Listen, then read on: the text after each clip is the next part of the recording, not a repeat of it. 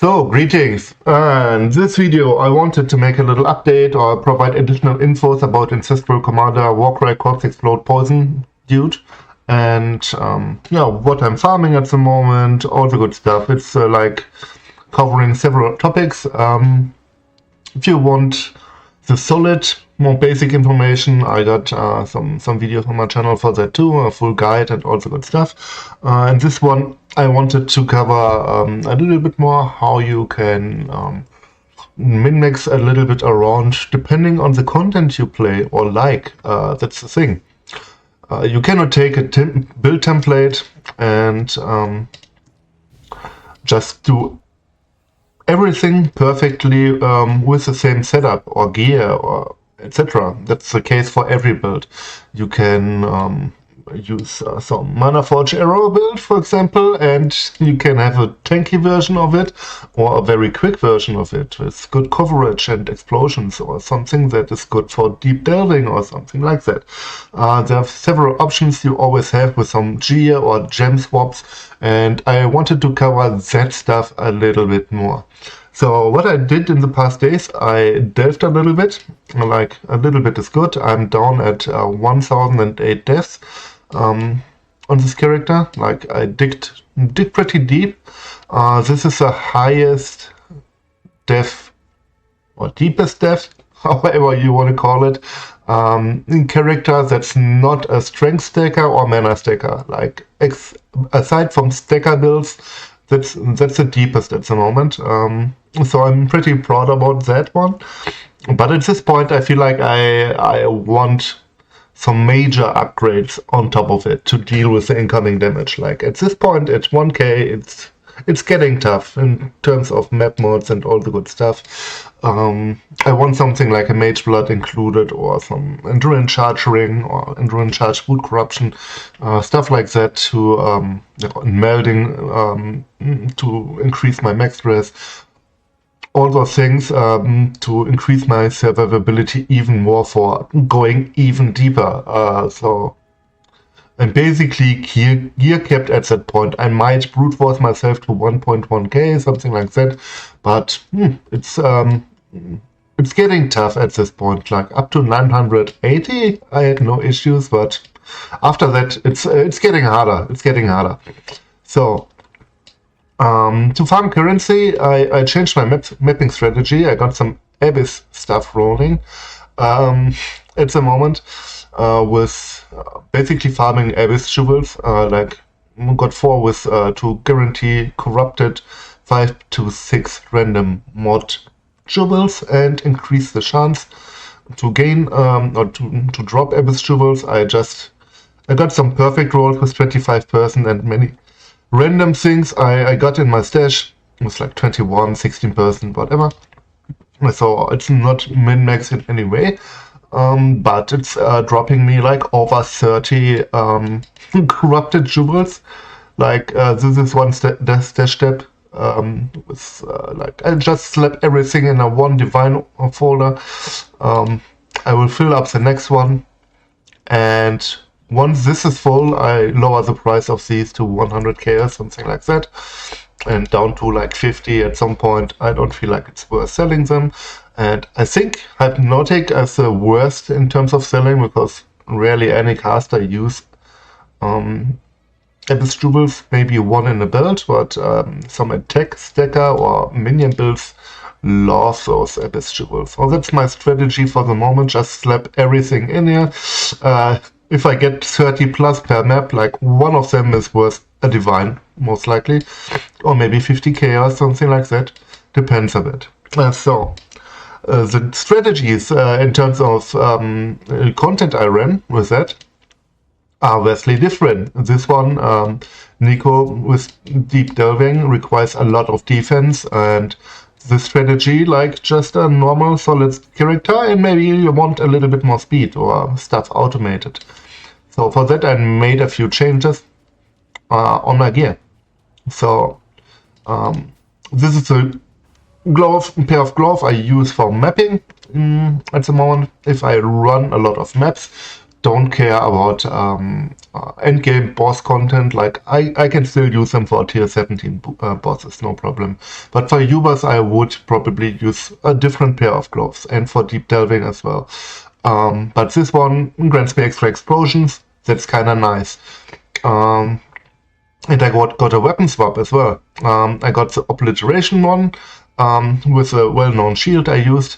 That's one part, and I got a weapon swap to a really heavy single target setup with extra reservation efficiency for extra damage. I can use Malevolence, Herald of Purity, and I don't use Herald of Ash in this setup.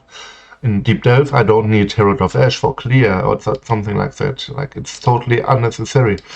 So that's a way you can squeeze out more single target damage, or in the case of obliteration, better clear. Like, explosions are always nice. On top of it, I have Herald of Ash in here, and I got Zenat's Gentle Touch explosions on top of it. Very nice.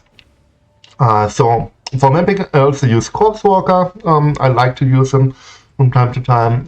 So for anything that's not a fat essence monster or something, I can just walk by. I don't need to cast Unearth or something. I can show you a little bit, like, enter this map here. And go for it. It's nice for that. But for Delve, for example, I want these boots. They got unaffected by Burning Ground. Burning Ground is it's very, very dangerous in the Delve. Like, it's really dangerous at some point. But some more solid boots are these, for example, with some life regen, damage, a lot of regen on top of it. Like, that's a solid pair of boots I used a long time. That's good for everything. And yeah, that's good for Delve, and that's good for faster mapping, of course, with Corpse Walker. That feels good. So that's the thing you can do, especially on the boot slot. I planned around not needing a couple of resists on my boots, so I'm flexible with it. So in this one, with Corpse Walker, I just basically walk around and everything explodes around me. And yeah, that's it. I don't have to do anything else, except maybe use a movement skill I want. So that's thanks to Corpse Walker. Without Corpse Walker, well, it's pretty quick to cast. I just cast my Unearth quickly. That's not hurting me, but it feels just better walking around, not having to press a button. And I included something like Val Haste as a gem swap in there.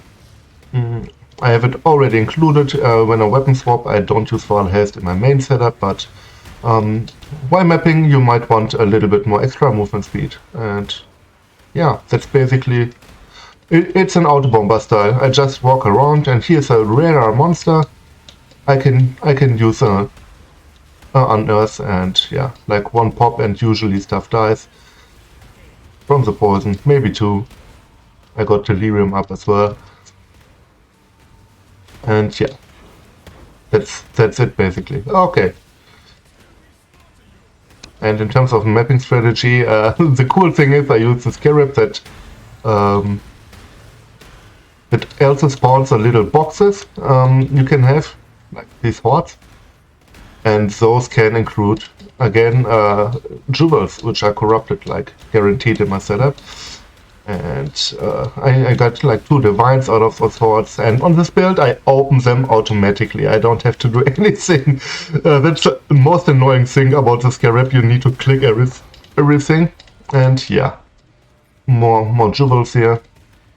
So out of one abyss, I got like 6 jewels already. Sometimes it's 8. Well, one more. 7. Nice. Here. 3 again, just from walking by. 4. And yeah, the final spire or something usually drops like 4 or 5 in the setup.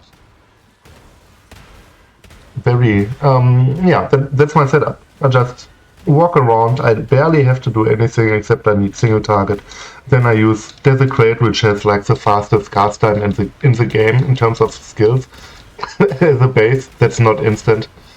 So it doesn't even feel bad to use Unearth. So yeah, that's 6 again. Okay. So that's basically my mapping strategy for that and how I play, how I change stuff up. But really for deep delving, I want the burning ground immunity, and yeah, for bossing or T17s, I don't care about Corpse Walker. I want like extra life, extra regen, something like that, to help me out. So that's kind of nice. So that's about gear swaps and stuff like that. You can do stuff with it, and that's the case for every character on every build. Just remember that if you blast like 100, I don't know, whatever shrines or strong boxes or something like that, you don't need the same amount of defense or stuff you need for making for dealing with a Uber boss. Like, you don't need the same stuff. You have different things you want from the content. It's less about what the build wants, it's more about what the content requires from you or how you can optimize it.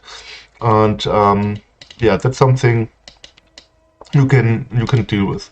For deep delve, I, for example, want Nature's Patience as well, for the up to 10% less damage taken per grappling wines, and something like that is with Soul of Tukohama, Soul of Lunaris, you can get way more tankier with stuff like that. But in delve, I don't need a gold flask, for example. I switch in another flask for that. Like, it's barely doing anything. You get your loot out of the boxes at the end, and not from the monsters you kill. Like, it's dropping the same amount of loot as any other rare monster. So that's about this. What did I change about the character? Also, that's I made changes to the passive tree just for delving. Like, I wanted to deep delve. That was my goal. So I needed some other things at that point. Since I got a better weapon, I needed lower damage on my passive tree. Like, it's granting me a lot more damage than an obliteration wand, like 50% more damage. So I didn't need any medium cluster jewels anymore for damage. I just got the utility ones, so I could save some points in here. And spec'd up here for another endurance charge, jewel slot, and some life, and got those reduce extra damage from crit nodes here. That's like 50%, and this one is like 30%. And yeah, that's covering a lot of incoming damage from crits, because that can hurt really, really hard. And I got another Megalomaniac thanks to a different shield. I got my block chance way higher with it. I didn't need the block on it anymore, thanks to this shield. So I got something like Disease Vector on a Megalomaniac to prevent enemies from regen life, which is pretty strong if you ever was in a like 800 deaths delve and got a monster with consecrated ground and life regen. Like, at that point you think about having something like that. That would be pretty cool. Yeah, those are changes I made just to be even more tankier for the content I do. I don't need the crit damage reduction or endurance charge or something like that for fast clearing maps. In that case, I would most likely spec something else if I want to focus about other content, like being more tanky in packs, or have more clear, like getting some AoE nodes or something like that, or different jewels, medium jewels. There are options, of course, you can go for. So yeah, that's something to look out for when you make a character or adjust things. So my goals, my next goals for this character are basically a mage blood. That's something I want, because everyone wants a mage blood at some point on their character if they can fit it in. Just to have some extra opportunities to get max res and avoid shock for extra all elemental avoidance. That's the thing I want.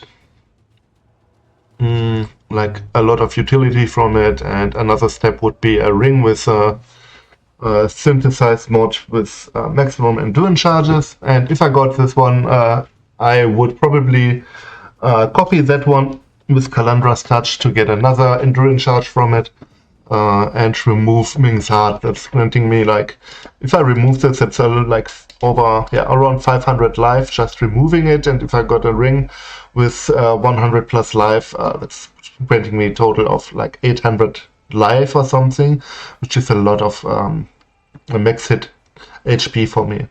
So that's something I would change over time, the better the gear is.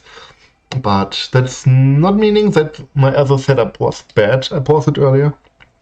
It's just something I use on a more budget, and I partially still use it. Like, I still use my obliteration and my old shield and all the good stuff for mapping, especially for the booms and all the good stuff. And for tier 70 bosses, if I'm too lazy to swap weapons and something, you can definitely use it for that, no problem. But if I go for Ubers, I killed a few Ubers, not the most expensive ones. I didn't kill Uber Maven and Uber Eater because I don't want to gamble my money away when I want to save stuff. I could of course gamble on dropping a Nemesis or something, but I don't want to lose all my currency on gambling that stuff. But it can definitely kill all the Uber bosses. So at least those I attempted. Like, I attempted the other 4 or something. I did 4 or 5. What was the thing? Uber Zeros, Uber Exarch.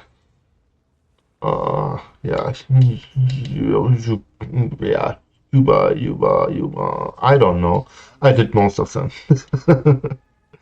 Okay, that's about this stuff. And for recovery, I made an adjustment. I got a Watcher's Eye. That's kind of nice. With damage leech as life while affected by vitality. You can buy this mod very cheap. The other one, Malevolence, that's like more min-maxing. But usually you can fit in level 1 vitality. Most of the time, not the biggest issue. The great thing about your explosions, your unearth, everything of that leeches life, and you got a lot of recovery just from this mod. Like, it's insane. I got recovery on block, I got recoup on my character, I got life leech on my character, I got a good amount of life regen on my character, like and the Defiance of Destiny node on top of it. Like, there's a lot of recovery I have, especially with the leash. It feels even better. So that's something you might want to look out for over time. If you feel like you want more recovery, that really helps, especially with the frequency of hits. Oh yeah, I can save my crew, get some gold. Sweet. Yeah, that's basically everything I wanted to cover. Nothing else said. I'm still trying to make some extra currency and dig deeper over time. I'm having fun down here, but yeah, most of the stuff, it's not a money maker. Let's say it that way. Like, bosses take way too long. I'm at my dot cap. I cannot deal more damage, and they get very tanky. But those crystal spires, for example, are basically 2 divines at the moment. I need to run this one. Like, for 3 points, I hunt crystal spires. Those are for every sockets on gear for crafting, and worth 2 divine. All the other fossils are barely selling and barely worth anything. Like, it's pretty depressing making currency down there. Like, you can have some lucky boss drops and all the good stuff, of course, but overall not as good as most mapping strategies. Okay, have a nice day. Bye bye.